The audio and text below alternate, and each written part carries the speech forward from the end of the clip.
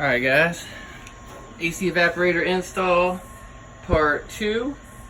You can see that I cut away the excess old dash, and I left these tabs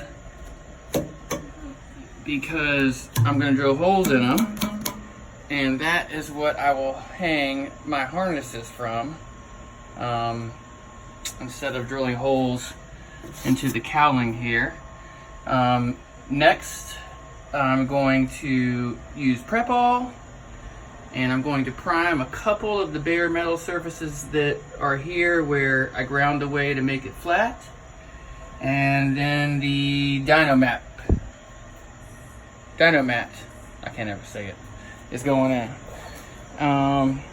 What else is going on? We got a lot of things going on here. Then here is the firewall. Let me put a light on there for you, which this plate is going to cover, which is right here. And I want you to see that if this was the top of the truck here, and this is the passenger side, this would be the orientation of the bracket. This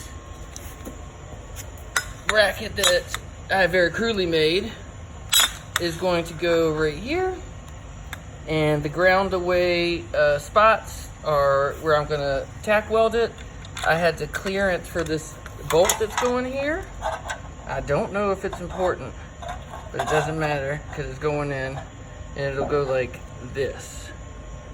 Okay, and that bracket is what is going to help support the expansion tank. Probably could get away with just bolting it in, but it's designed to have 3 points of contact, and that's the way I'm going to make it. Okay, thanks guys.